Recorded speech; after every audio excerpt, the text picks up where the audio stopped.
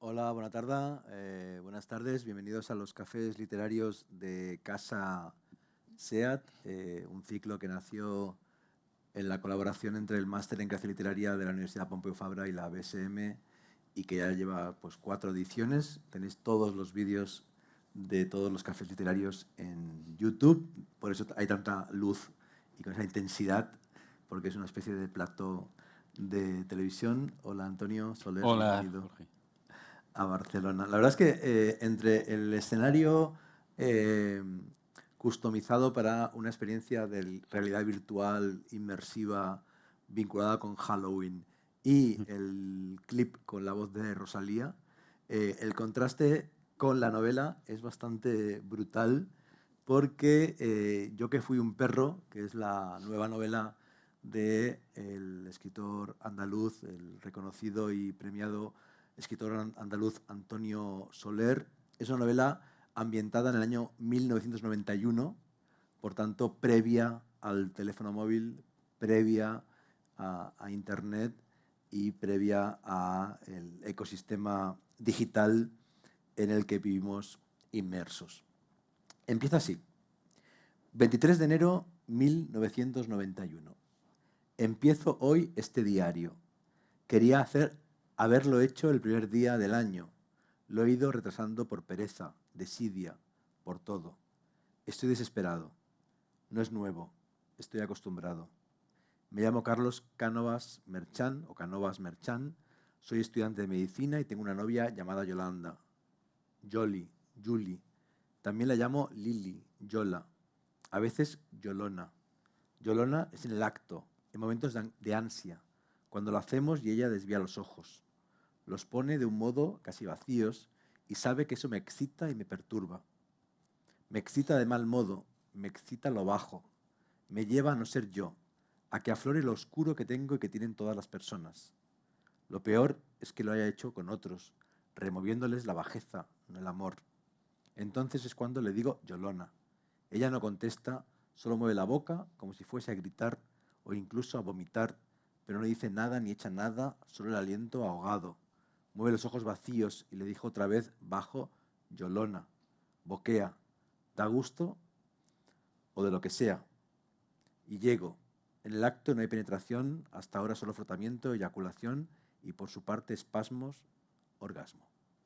Esos son los dos primeros párrafos de esta novela que nos sumerge en la psicología de un joven estudiante de medicina que, como vemos, tiene una relación compleja, hoy diríamos tóxica, con su novia muy joven, también su vecina, y el diario es una especie de espacio terapéutico en el que él intenta entender qué le está pasando, por qué está actuando así y registrar las oscilaciones, los vaivenes, las peleas y las reconciliaciones con su pareja, a la que no se lo llama de todos esos modos y de modo despectivo Yolona, también la llama bicho de un modo que no sabes si es por amor o por odio.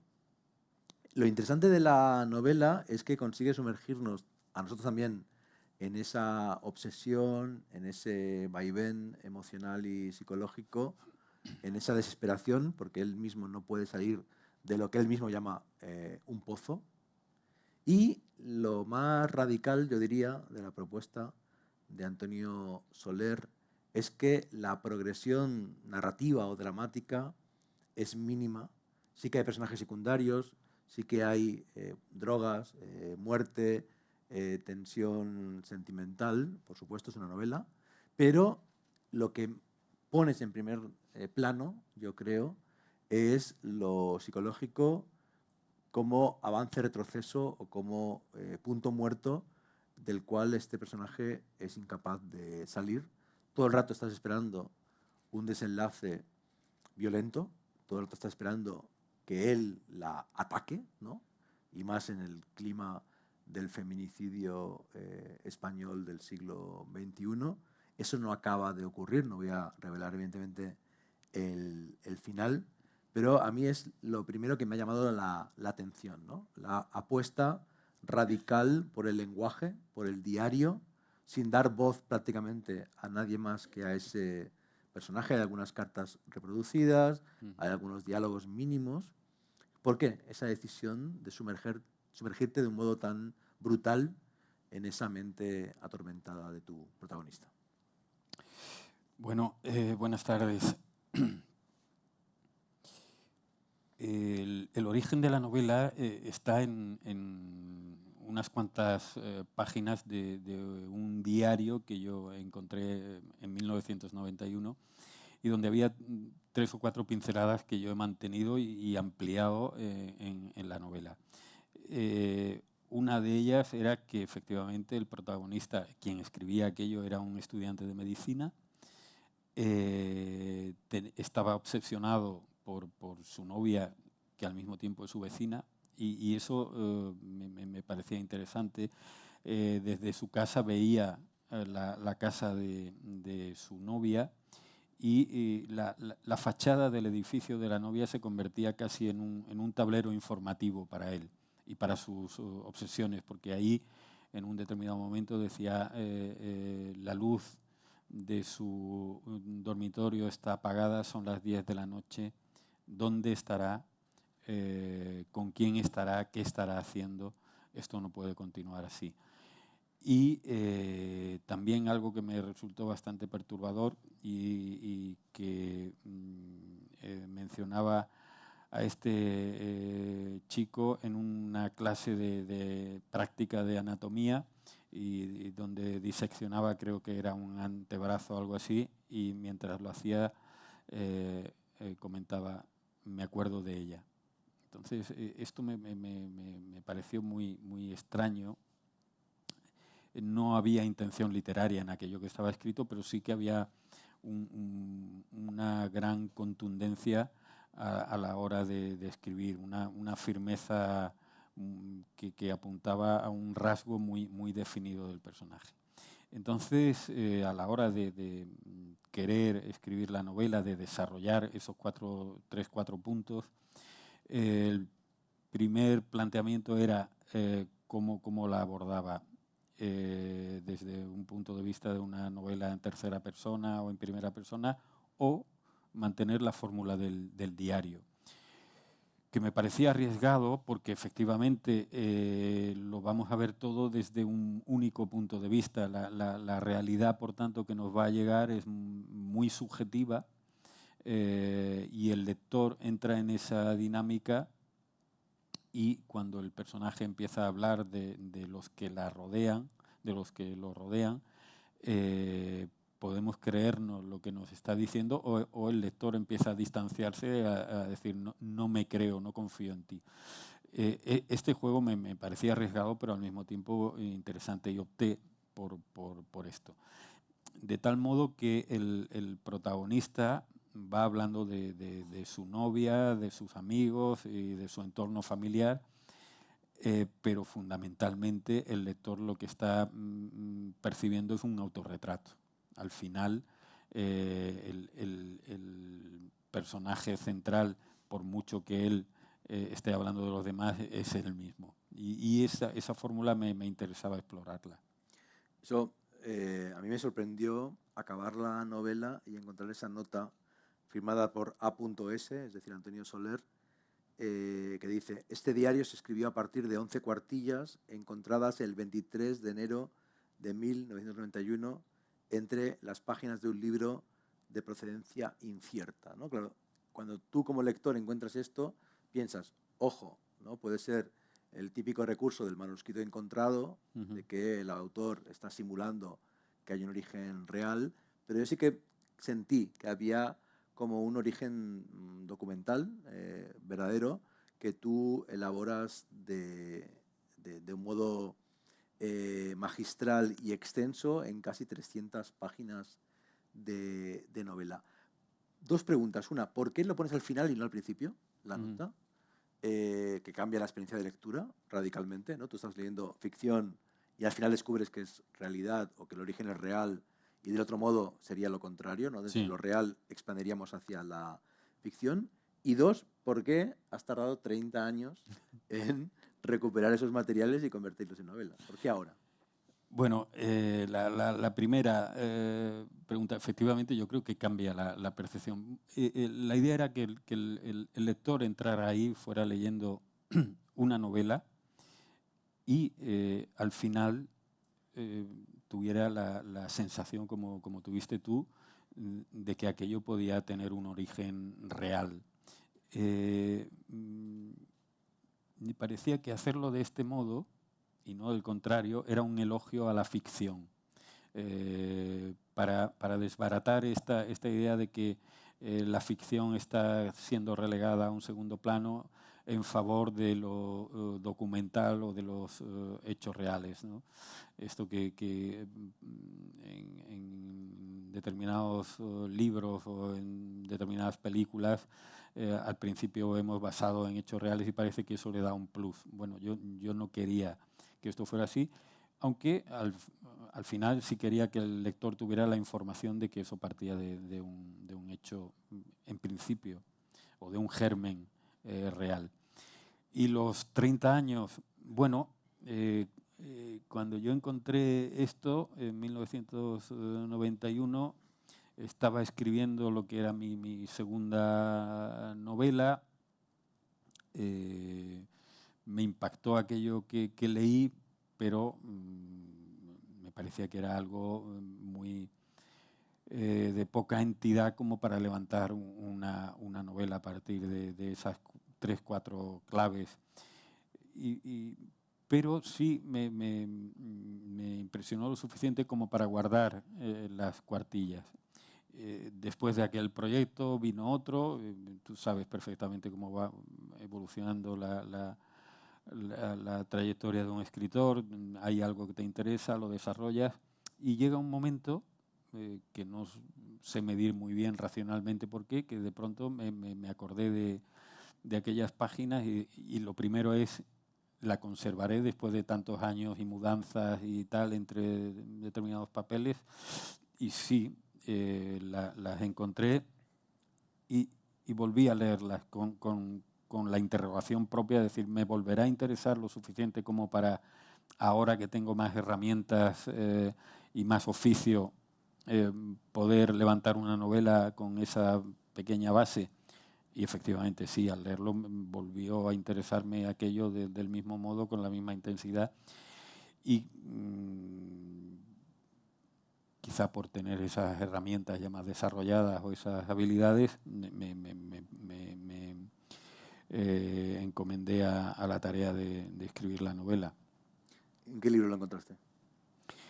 No recuerdo el título, no era. Estos libros se los había dado una vecina a mi madre en los años 80, yo calculo que debió ser 1986, 87, con esta idea de, bueno, pues como a Antonio le gusta leerme, estos libros que tenemos por casa y tal, y ninguno me interesó, y los arrinconé. Y en una segunda visión, a la hora de si los tiraba o no, hojeando, vi estas páginas en 1991. Pues no recuerdo, debía ser una novela bestseller o algo de esto, que no tenía más mínimo interés.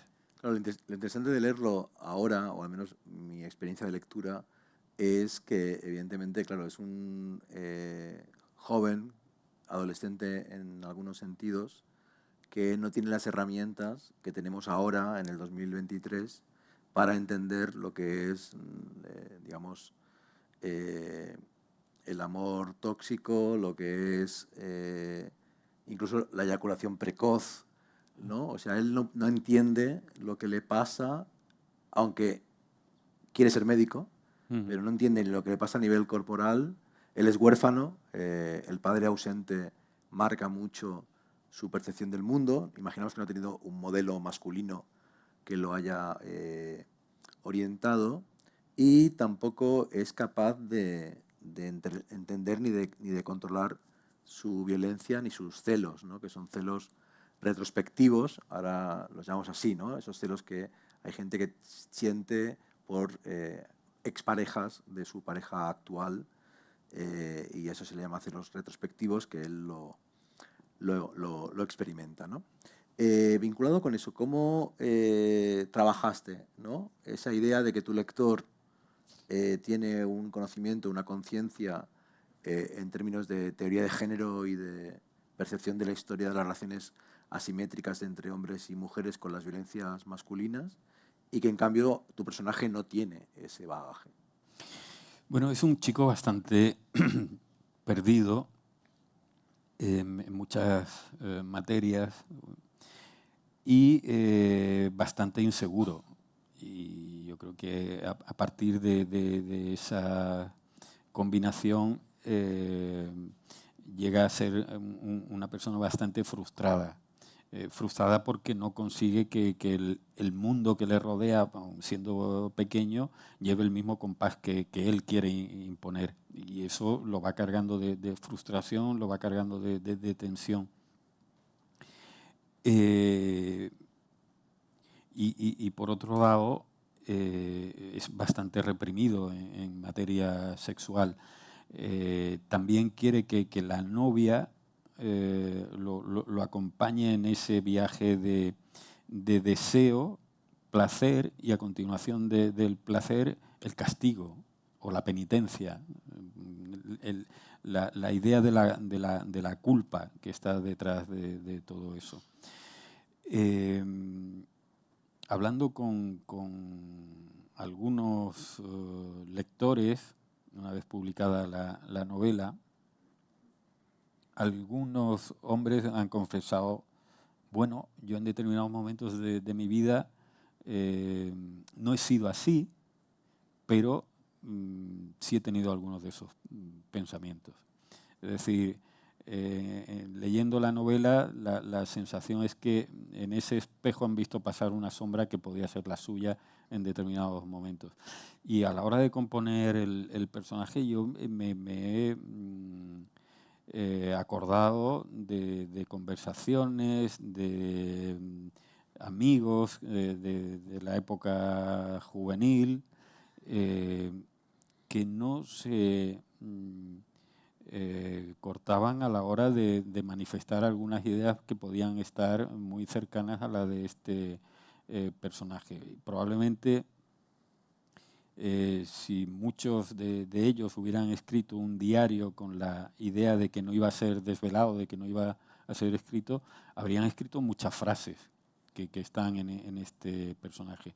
Y sobre todo acordándome de conversaciones oídas en ambientes de testosterona subida, por ejemplo, cuando estuve en el ejército, ¿no?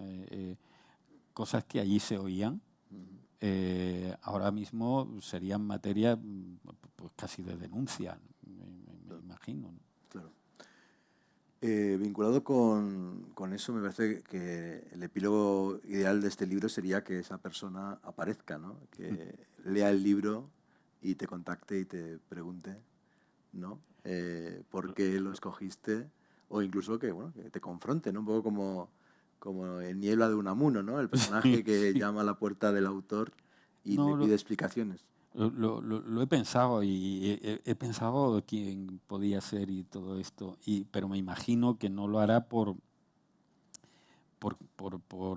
esa visión de que puede ser el germen de un maltratador y todo esto. Pues entonces seguramente esta persona ni ha salido en un telediario ni ha hecho nada que lo haya llevado a estar entre rejas ni nada de esto. Pero sí que he pensado en la chica, que ella en cierto modo es una víctima o de alguien que tiene un enamoramiento juvenil de alguien que con el tiempo sabe que no le conviene y con quien quiere poner distancia. Pues podría ocurrir, como le ocurre a Unamuno con Augusto Pérez, pero la verdad es que creo que para mí sería un trago extraño. No sé si un mal trago, pero desde luego un trago extraño sí, ¿no? Ya que mencionamos a Unamuno, hay una referencia fuerte en Sur a otro autor de la generación del 98, que es Pío Baroja.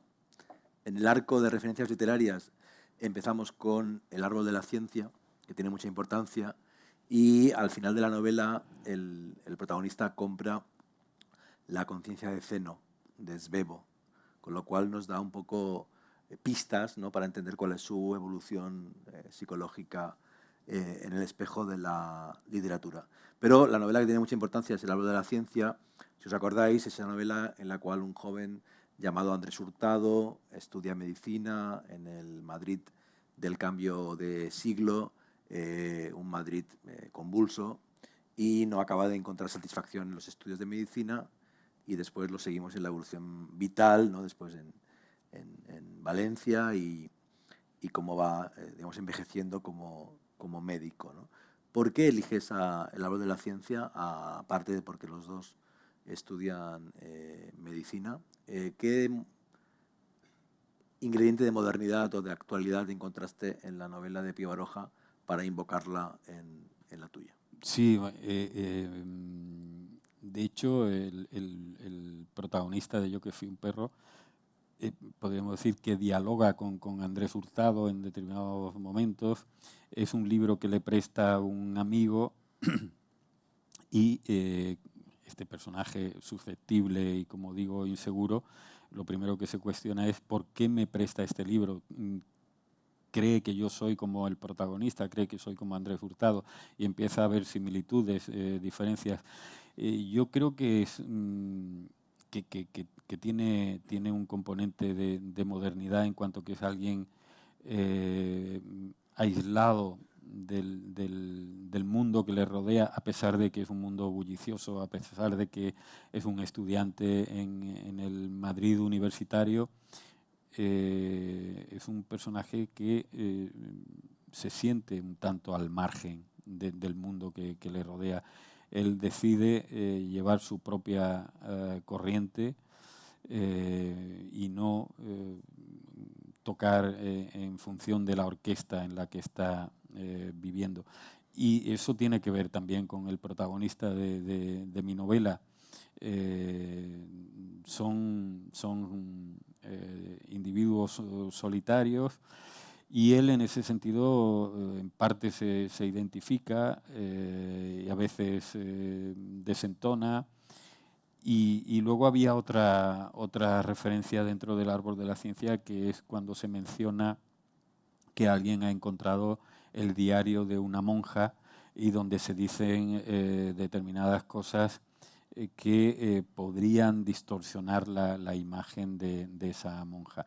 Y eso lleva a mi personaje a reflexionar sobre aquello que él mismo está haciendo, es decir, la gran confesión de sí mismo que está estableciendo a lo largo del diario, y se cuestiona si en algún momento no sería mucho mejor destruirlo o tachar una gran parte de aquello que está escribiendo.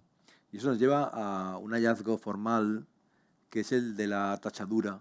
Hay frases en el diario, incluso a veces párrafos, tachados. Hay dos tipos de tachadura: una tachadura más gruesa, que impide totalmente la lectura de lo que ha tachado, y otra de una línea, de una raya, que te permite entender pues, qué ha dicho y por qué se autocensura, ¿no? Dentro de su contradicción, de su conflicto, de su tensión vital, él escribe, vomita casi cada día lo que le ocurre, y de vez en cuando tacha, e incluso a veces dice debería tacharlo todo, ¿no? Debería tacharlo todo, pero no lo hace. ¿Cómo llegaste a este recurso formal, el del tachón? Fue muy al principio de la escritura, cuando... No estaba, perdón, no, en el documento original. no. Allí lo que había era una escritura muy plana, que lo digo en la nota, no digo plana estilísticamente, sino gráficamente, que a veces daba la sensación que por un estado depresivo tendía casi a una línea horizontal en determinadas palabras, y era difícil de entender, pero no estaba esa intención de borrar lo que se había escrito. A esto, como te digo, llegué muy al principio, cuando empecé a pensar en la propia naturaleza del diario, qué podía suponer para alguien como este chico escribir un diario y las motivaciones para escribirlo. Una podía ser volver a sí mismo una vez que pasara el tiempo, es decir, recordar qué situaciones había vivido, qué pensamientos había tenido en esa época, y si esto fuera así, en determinados puntos de ira, de máxima frustración, él podía avergonzarse de sí mismo, de aquello que estaba pensando. No quería reconocerse en eso que está escrito, porque lo que él le pudiera decir a la novia en vivo, las palabras, se las podía llevar el viento. En determinado momento él podía negar, yo no he dicho eso, yo podía negar lo que había dicho, pero lo que quedaba escrito no. Y pensé que probablemente él no quería reconocerse en esto, y mejor lo tachaba. Y en determinados momentos, y recordando, por ejemplo, lo que ocurre con el diario de la monja en el libro de Pío Baroja, podía llegar a pensar que quizá lo mejor era tacharlo todo, o tachar mucho, o destruir aquello que estaba escribiendo, precisamente para no dejar esa imagen de sí mismo que alguien podía recoger en el futuro, como en parte de hecho ocurrió, ¿no? Vinculado con eso, con la dimensión formal, con el estilo, es un libro duro, hay mucha, digamos, violencia verbal, hay mucha vida cotidiana también, ¿no? Lo anodino convive con escenas de espionaje, porque él siempre está espiando a la vecina novia y adivinando en la persiana, o juzgando cómo se viste, cómo se relaciona con su hermano, etcétera. Hay también un registro de lo que estudia para sus exámenes, de con quién queda, de sus amigos, que tienen diversas, bueno, sufren bastantes problemas, uno incluso acaba falleciendo, de las chicas que le gustan, de la amiga de la novia. Hay un registro, hay un estilo de registro realista de la vida cotidiana. Hay otro estilo que tiene que ver con el lenguaje médico. Eh, Hay algunos pequeños rasgos que tienen que ver con la historia, ¿no? Contemporánea de los años 90, pero también, y esto me ha gustado mucho, me ha interesado mucho, hay algunos momentos que podríamos llamar poéticos, ¿no? O sea, su estilo no es poético, ni literario, porque no es un escritor, es un estudiante de medicina que vomita su intimidad en un diario, pero evidentemente detrás hay un escritor que sí que está escribiendo literatura, ¿no? Tiene que encontrar el equilibrio entre lo antiliterario y lo literario. Y un modo de inyectar literatura es inyectar poesía. Y de pronto vemos, por ejemplo, que dice: volvimos casi en silencio. La tensión había bajado. No sabría decir cuál era mi estado de ánimo. Nos despedimos en su portal, apenas sin hablar, ¿no? Un lenguaje neutro de nula intensidad literaria. Y de pronto el silencio era como un nido, ¿no? Un verso, poesía. ¿Cómo fue dosificar, justamente, cómo fue, supongo que decir, bueno, no escribas bien, no escribas como tú escribes, sino recuerda cuáles son Sí. las reglas que te has impuesto para que esa voz sea verosímil, ¿no? Sí, yo fui atleta de competición cuando era joven, y a veces nos poníamos un poco de plomo en los tobillos para hacer alguna carrera, y era un poco esto, recordar que tenía que llevar el plomo en el tobillo para no ponerme estupendo. Y a pesar de eso, bueno, el chico a veces tiene algún hallazgo poético, literario. En parte está justificado porque también es el lector. Era el que él esté leyendo El árbol de la ciencia, que haya mención a Bendición de la tierra, de Knut Hamsun, o La conciencia de Zeno y tal. Bueno, no es un chico que no conoce el lenguaje literario, algo conoce.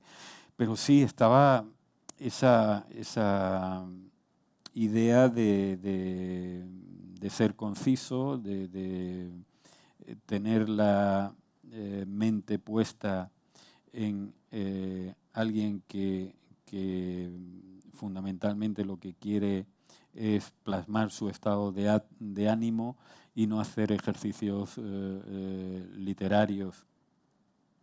Es un riesgo también, porque alguien puede achacar, bueno, si puedes escribir, por llamarlo de algún modo, si puedes escribir mejor o si puedes hacer más literatura, ¿por qué te niegas esto, ¿no? Era una apuesta para este libro en concreto, para desarrollar un personaje. Ahí tiene sobre la mesa Sur, que en ese sentido sería lo contrario. Sur es una novela en la que hay unos 200 personajes.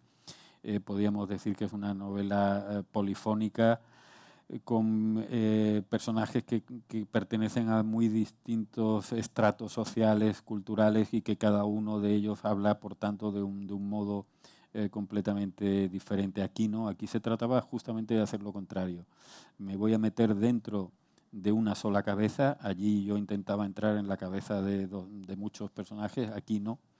Aquí iba a hacer justamente el trabajo inverso, de ajustarme a un solo código, a una sola mirada y, como decía antes, mirar el mundo a través de una sola lente. Y eso suponía restricción de lenguaje. Totalmente. Me has quitado la siguiente pregunta, que era sobre la polifonía de Sur, pero antes es interesante la casualidad, ¿no?, de las portadas, que parecería la mano y las piernas de la misma mujer, ¿no?, en la portada de Sur, y también parecería al Sí.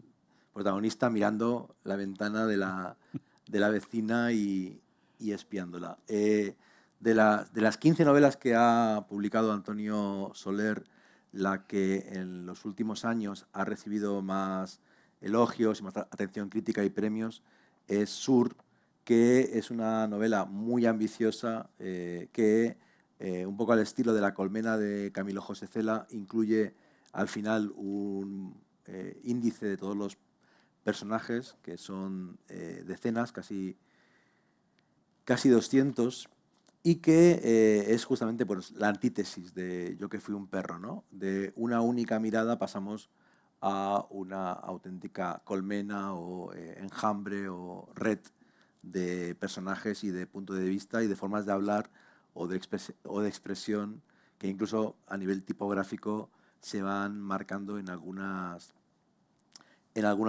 ocasiones, ¿no?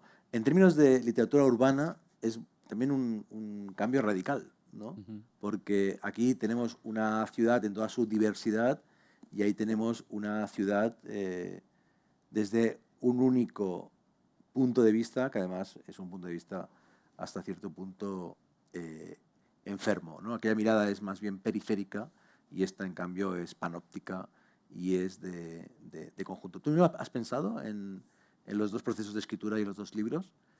¿O esta comparación que has hecho es solo porque yo tenía el libro aquí y te ha venido? No, lo he pensado, sí, porque podríamos decir que es la antítesis y es un deseo racional de explorar la realidad desde dos puntos de vista completamente opuestos, ¿no?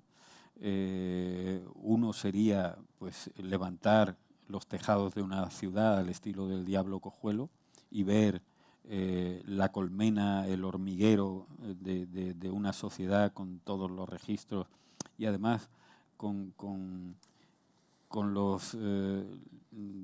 las diferentes manifestaciones de lenguaje, desde la publicidad, los mensajes de WhatsApp, lo que alguien oye cuando se monta en un taxi y va escuchando la radio, todo ese coro de voces. Y aquí sería un solista, y también la ciudad está vista desde otro punto de vista, desde otro plano. Efectivamente, ahí está dibujada la ciudad hasta el punto que, bueno, cuando me preguntaban quién es el protagonista de Sur, cuando hay 200 personajes, bueno, pues pueden ser los 3 o 4 principales sobre los que va recayendo la mayor parte de la acción, o podría ser la propia ciudad, el protagonista, o quizá el lenguaje coral. Mientras que en Yo que fui un perro, la ciudad prácticamente desaparece y podría ser casi una cámara subjetiva, que es la que va registrando este personaje en su corto deambular por la ciudad. Es una ciudad en ese sentido irreal, porque es la que está dentro de su cabeza y está muy en un segundo plano.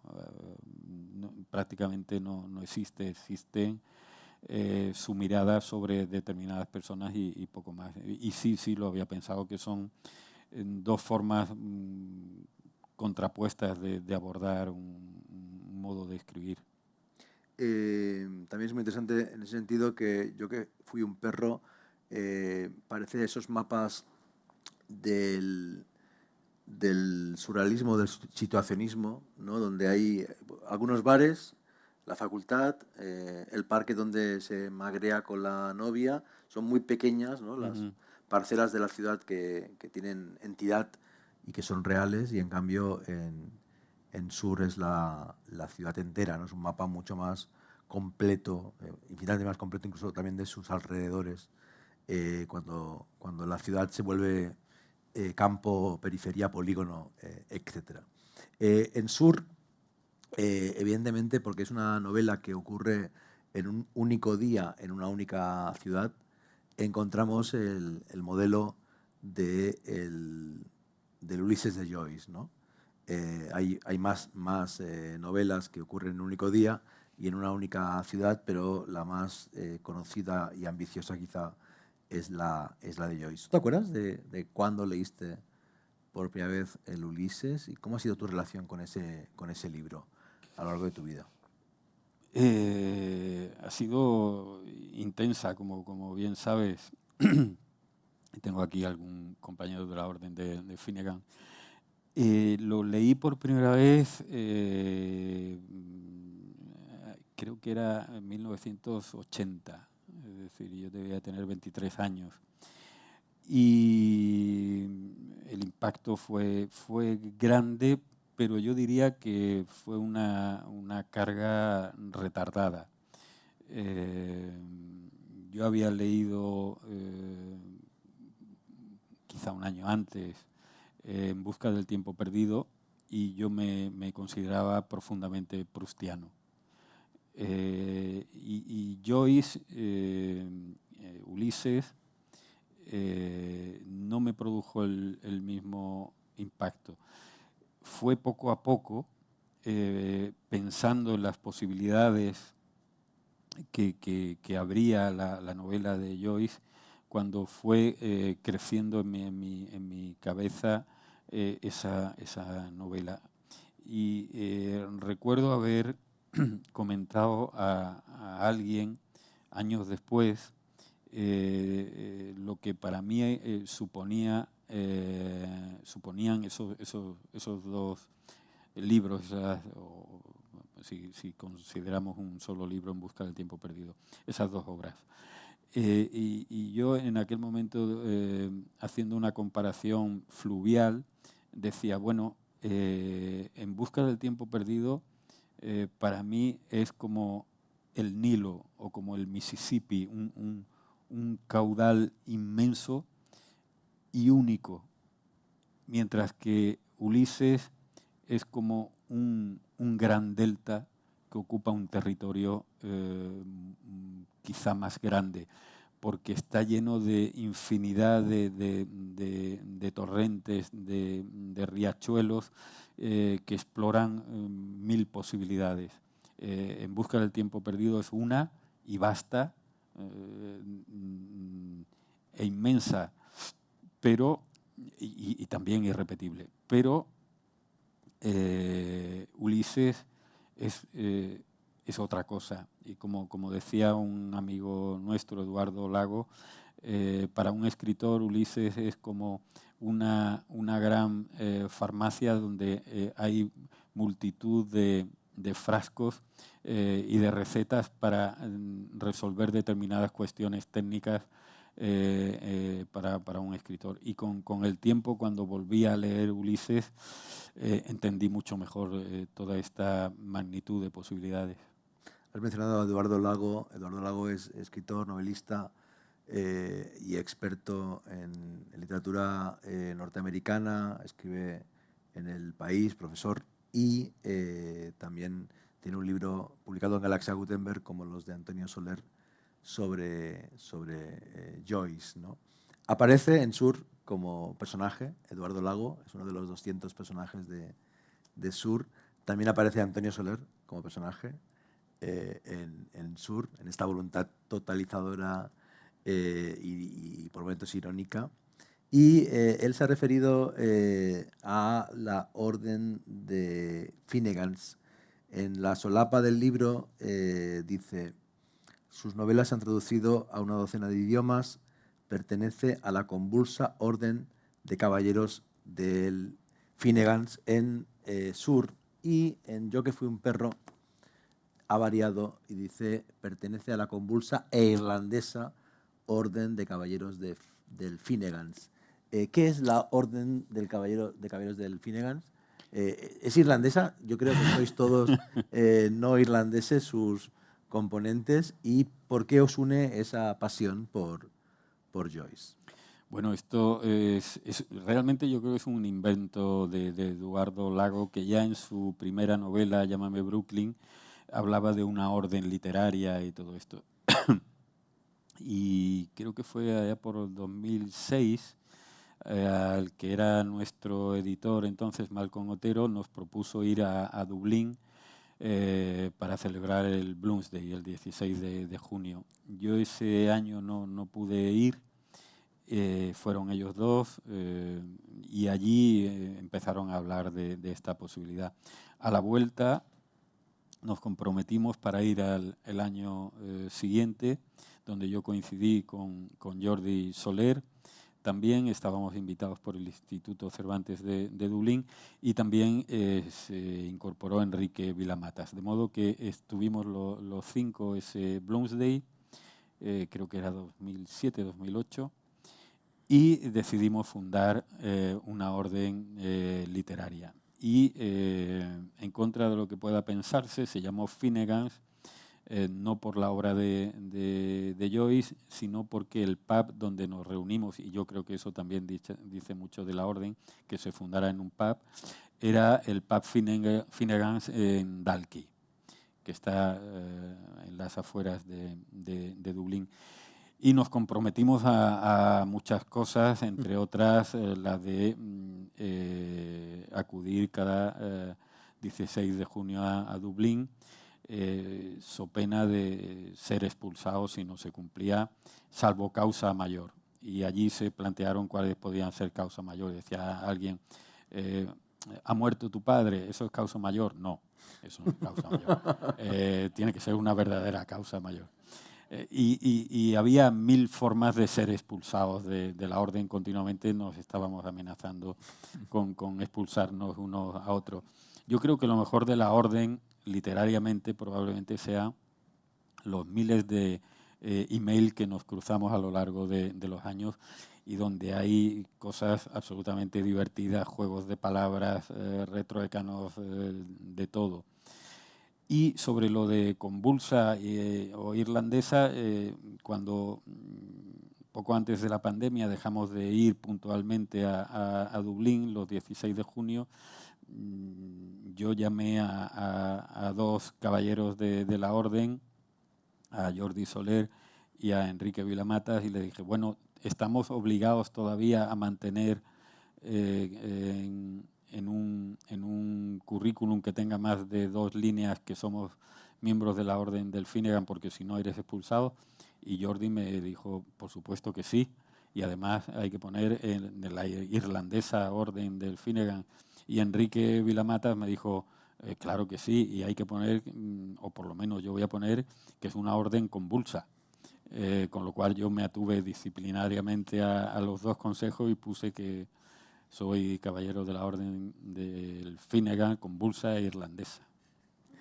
El 16 de junio es Bloomsday es el día en que acontece la novela de Joyce. Toda la ciudad de Dublín lo celebra. Bueno, no toda, en verdad una minoría de letraheridos y de fanáticos de la literatura y de Joyce, pero realmente es una fiesta muy, muy bonita.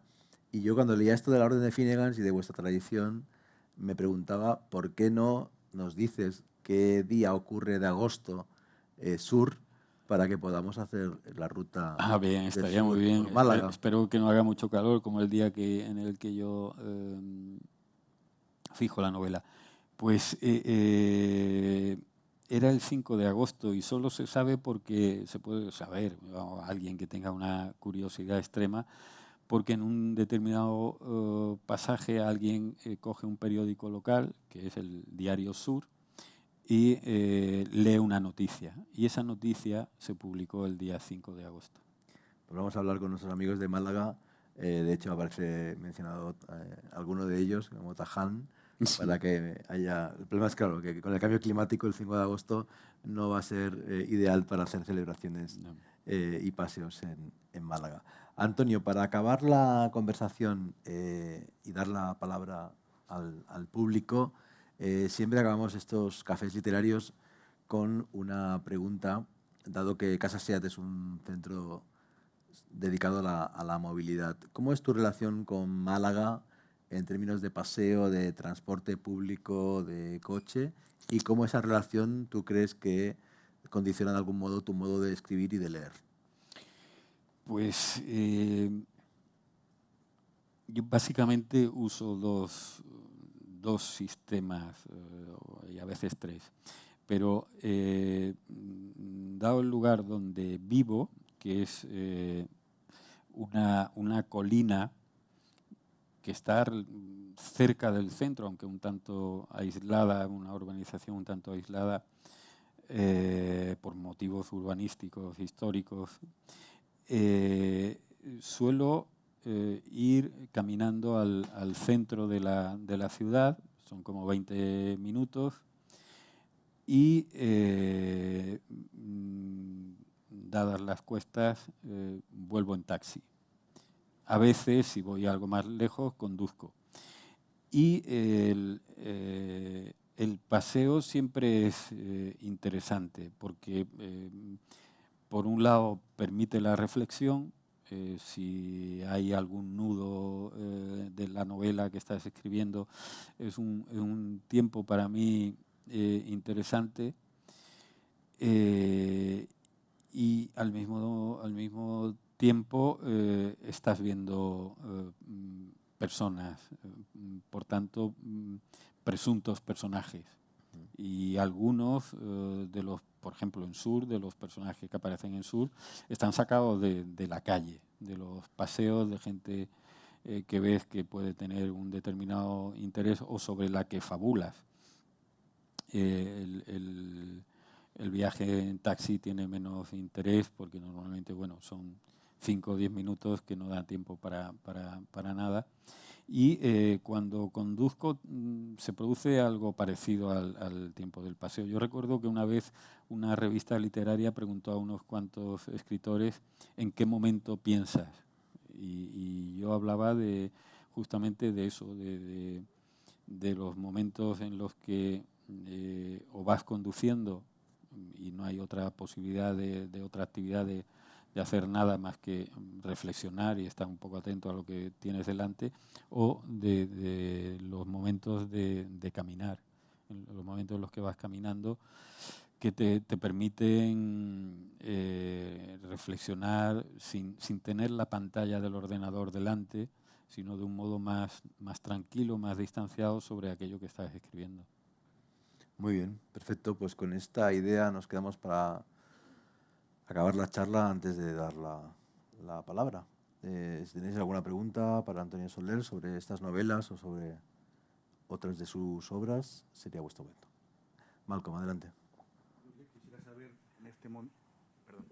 Quisiera saber, en este momento de tanta tensión geopolítica, Gaza, Ucrania, sé que Antonio Soler y la Orden del Finegas tienen su aportación en el desorden mundial con una reivindicación acerca de Gibraltar y quisiera que lo comentara.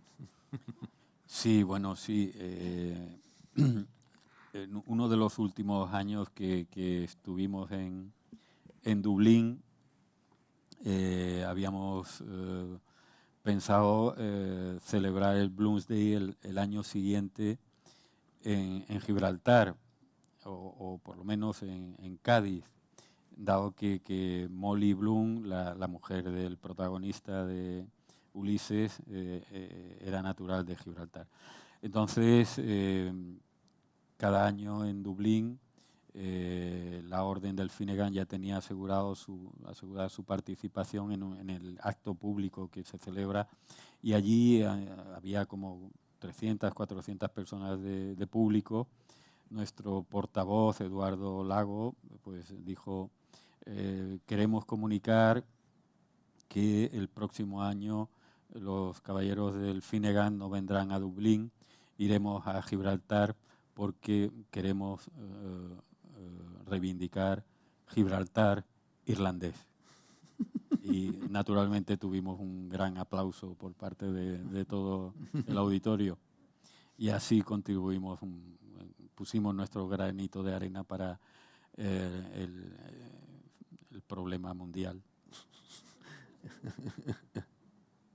Solo faltaba eso ahora, ¿eh? Con Ucrania y Gaza, solo faltaba que también tuviéramos un problema en España con No Gibraltar, conseguimos mucho, porque pero Irlanda bueno, lo reclama. lo intentamos. ¿Alguna última cuestión? Sí, adelante. Perdón, con el micro, porque como está grabándose para YouTube. En la novela esta, de Yo también fui perro, ¿hay alguna concepción moralista por tu parte con relación al personaje? No. Hay naturalmente un posicionamiento mío personal con respecto al personaje, pero no está manifestado en ningún momento. Pero yo diría que en ningún libro mío hay un rastro de algo que tenga que ver con moraleja, ni mucho menos. Yo considero a los lectores lo suficientemente inteligentes para sacar las consecuencias. Yo muestro una serie de hechos, de situaciones, de personajes, y el lector es quien tiene que decidir por su propia cuenta. Bueno, yo lo tenía claro, ¿no? Porque conociendo tu obra sabía que no había esto, pero he oído las críticas, he leído críticas que sí te tachan de esto, ¿no? Ya, bueno, pero yo no tengo nada que ver con... No, te lo agradezco que no lo haya hecho. ¿Pero qué? Que te agradezco que no hayas cambiado. No, es que además me parece que no es la función del novelista ni del creador de tutelar al lector, ni de llevarlo como si fuera un animal de compañía por el sendero que tú quieres que vaya, ¿no? No, ni mucho menos. Hay personajes con los que yo puedo simpatizar más o menos, y con los que incluso me puedo divertir. Algo de lo que no hemos hablado y que yo creo que está en algunas de mis novelas es el sentido del humor. En Sur hay situaciones, y yo creo que en Yo que fui un perro también hay algún lector, y uno de ellos el escritor Antonio Fontana, que me dijo que se había reído mucho con la novela, y con mala conciencia, porque decía, bueno, es que hay cosas de las que no me debería reír, o Antonio Orejudo también me lo ha dicho, ¿no? O Justo Navarro, un escritor al que aprecio tanto en todos los sentidos, siempre me dice que yo escribo novelas de risa. No sé lo que entiende él por eso, pero bueno, si él lo dice, por algo será. Muy bien. Sí, Silvia, aquí, en primera fila. Hay otro micro por allá.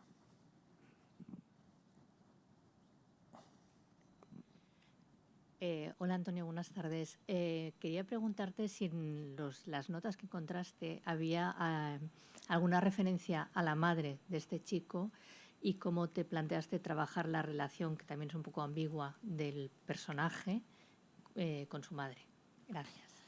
No había ninguna referencia. Sí había una referencia contraria a lo que yo he hecho, porque en un momento decía algo así, mañana se van mis padres. O sea, en el personaje original su madre no era viuda, como yo he planteado. Lo he hecho de este modo porque me interesaba que la figura de él como varón, como un elemento representante de determinado machismo, estuviera más aislada, sin esa figura paterna. También puede que eso contribuyera a que el personaje esté un tanto más perdido sin esa referencia, pero sí quería que fuera de este modo y que también tuviera la tentación de controlar a la madre y en cierto modo de castrarla, de limitarla, como si su madre no tuviera derecho a tener una vida propia, sentimental, sexual, del tipo que sea, sino que se limitara a algo monolítico dentro de su cabeza, que es madre. Y si es madre no puede ser otra cosa.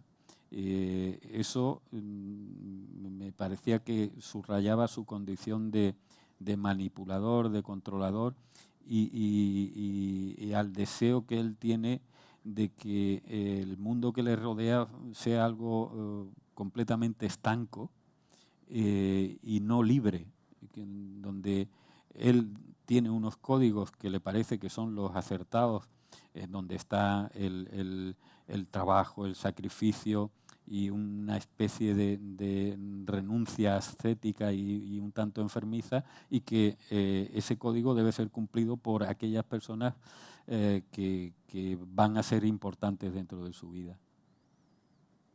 Vinculado con eso, hay otro tema que no hemos hablado, que es el de la conciencia de clase, ¿no? Como Sí. que ellos se consideran superiores a sus vecinos, ¿no? Cuando Sí. realmente no hay como demasiados elementos que permitan... No, a sus ese tipo vecinos de- e incluso a su novia, que es estudiante de magisterio. Como él está estudiando medicina, hay un momento que va a recoger a la chica a su centro de estudios y dice: ¿cómo se nota que esta gente es distinta a los que estudiamos medicina? Él ve en su estudio, y hay algunas referencias a eso: tengo que esmerarme, tengo que esforzarme, porque para mí es más importante la carrera que para otros compañeros, porque lo ve como un trampolín social también. Es decir, hay una mirada despectiva a su alrededor y el deseo manifestado de un modo más o menos subliminal de: yo tengo que salir de aquí. Y tengo que salir gracias a mi esfuerzo, y quien me acompañe tiene que estar a mi altura. Muy bien. Lo vamos a dejar aquí porque, según la pantalla que tengo aquí monitorizándome, nos hemos excedido ya 3 minutos del tiempo del evento. Nunca entendí muy bien esto de la cuenta atrás y era el reloj para adelante.